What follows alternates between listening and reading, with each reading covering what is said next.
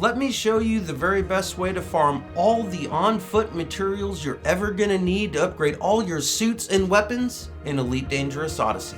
Not only that, but I'm gonna show you how to make the most money you possibly can on foot as well. The very first thing you're gonna wanna do is head over to an anarchy system so you can pick up some e-breaches. If you have the space cheddar to burn, make sure you stock up on at least 100 of these e-breaches, that way you're not gonna have to come back anytime soon. And although you can do this first method that I'm about to show you in many different systems, if you want to have an absolute guarantee to do it, head over to Chambo. Just make sure you take a detailed surface scanner with you or you're gonna be screwed. The very first mission I'm about to show you is a larceny mission which can be found under procurement. Next mission I'll be showing you is salvaging a memory chip or an encrypted memory chip from wreckage. You do not need to take a mission in order to find these sites like the irregular markers or the impact sites. You just need to know how to find them. If you do take a mission in order to find these, just make sure that you don't loot the loot that will complete the mission. That way you can keep reloading it over and over. The very best way to track these missions down is just to head over to your mission boards, see if there's any larceny missions or see if there's any encrypted memory chips or memory chips from wreckage. If you find both of those, then there's a guarantee that these styles of missions are out there and you can track them down on your own. With each reload, you can expect to get 6 pieces of high-end loot from cutting open those back 2 panels on the SRV, but we are most definitely here for these giant cargo containers. Inside these giant cargo containers, you are going to find some yellow boxes. Inside those yellow boxes are going to be tons of weapon schematics, which you need to upgrade all of your guns within Elite Dangerous Odyssey. You are also going to find all kinds of drugs and other illegal substances which are worth all kinds of money when you go to sell them in anarchy systems. I can't stress this enough. This area right here, these style of missions, the irregular markers, will earn you more money than you possibly can make anywhere else within Elite Dangerous Odyssey on foot. As long as you can get past being the biggest drug lord ever in Elite Dangerous, well, these style of missions are most definitely going to be for you. The main thing you're here for, though, is the weapon schematics. We're not after pretty much anything else. I've got billions, I don't need it, but if you do, you can make upwards of 25 million an hour on foot, and that's some damn good money.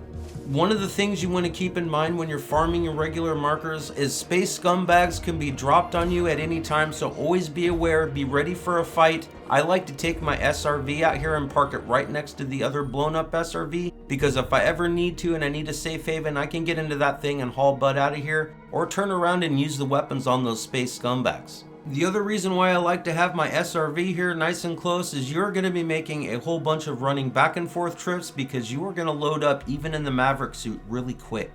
Another thing that is worth mentioning, I know FDev fixed relogging in settlements. Whenever you do that, the loot disappears, so I don't know if this is going to get nerfed in the future, so I highly recommend you jump on this as soon as possible to get those weapon schematics.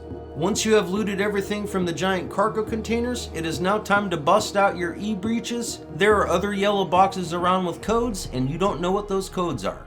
At this location, there are 3 of these locked containers. I like to do them because I have a better chance of finding even more weapon schematics per reload. On top of that, there's all kinds of drugs here.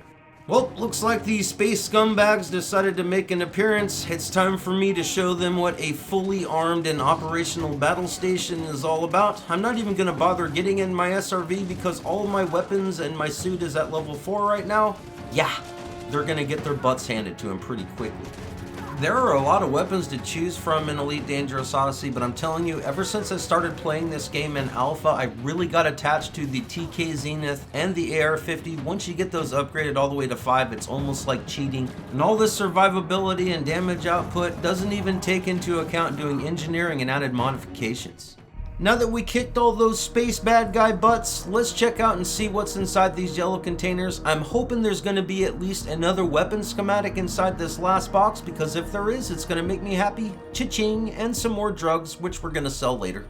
Here we are at the second style of irregular marker. As you can see, there are only 2 large containers, but if you run back over here, there's going to be a crash skimmer that's going to have all kinds of military downloads on this back portal.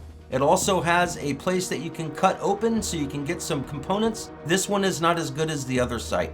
Regular bartenders across the bubble will not purchase these illegal items. You will need to find yourself an anarchy system. If you do, the bartenders there will purchase absolutely everything. It doesn't matter what it is, they'll purchase it. And as you can see, I am the biggest drug lord today. This represents about an hour of farming these sites, logging out to main menu and back. That equaled 25 million. It is now time to show you the ultimate manufacturing instructions farm, as well as a good place to get a whole bunch of components that you need, like optical fiber and micro electrodes, to upgrade all your laser rifles. I highly recommend that you find these impact crash sites on your own, because you can loot absolutely everything. The very first thing you're going to want to do is park your SRV right next to the crash beacon. There's always going to be at least 1 to 2 pieces of loot laying on the ground. Now head over here to the download port. The main thing you're after is going to be the manufacturing instructions. Manufacturing instructions are the biggest bottleneck when it comes to on-foot gameplay. You need those to upgrade every single weapon and every single suit. There are 5 pieces of loot in the main compartment, and when you pull this power regulator out, if it lights up, then it's a good core. Look for the other smaller panel that you can cut open. Inside there will be 3 pieces of loot, and they're generally top end. Well, looks like these space scumbags showed up once again. If you see them on the ground when you first try to land, just blow them up with whatever ship weapons you have, then land. It'll make things a lot easier. If you're like me and you like combat, just land and who cares, blow them away when you get here. I really like this part anyway. If you end up having to blow all the bad guys away, just make sure you go stand as close to the beacon as you can, then log out to main menu and back. They generally don't show up again. Alright, I just logged back in from main menu, so I'm going to check the downloads again. Well, unfortunately, we didn't get any manufacturing instructions. It's not always a guarantee, that's why I wanted to show it, but you do have a really high chance to find manufacturing instructions from these beacons. After I yoink up these 3 pieces of loot here, I'm going to run around this beacon just to make sure there aren't any ground spawns that I'm missing. There's one right there. Snag that up, and then you're free to reload again. Might as well check one more time before heading out to do the next thing, and look at that, there are 3 manufacturing instructions to download at once. That is so much win. The very next thing you're going to want to look for is either restore or reactivation missions that has to do with a military style base. Here you will be focusing on getting a whole bunch of health monitors and boat tons of suit and weapon schematics. The very first thing you'll want to do when you arrive on location is to find out where the heck the actual power center is located at. In most cases, they will be tucked away in some other building instead of being its own standalone building. So check out one of these terminals, find out where the power center is, and get it marked. It's going to help you find it so much easier. Now that you have it marked, it's just a matter of running through this gigantic building until you find exactly where it's located, popping all the doors and cutting everything on the way. Once you get here, you will want to stick that power regulator that you got from your mission inside the receptacle there, and then start the activation process on the terminal behind you. Every single one of these lockers and all the power centers you will come across always has a chance to drop a suit, weapon schematic, or even gases. Once you have the power turned on, locate the main operations center. Inside that operations center, there is generally a huge locked cabinet, and inside there is where you're going to be getting all your weapon and suit schematics by the boat ton. You can also find a whole bunch of vehicle and building schematics. I highly recommend you loot every single one of those you come across. If you still need mats to upgrade your weapons and your suits, make sure that you loot the hubs located outside at the command centers. They generally have literally over 40 lockers. Once you have looted everything you want, you need to head back to your ship. Now you can't relog to main menus and back or it clears all the loot, but what you can do is get into your ship, fly just about 30 kilometers away, then glide back.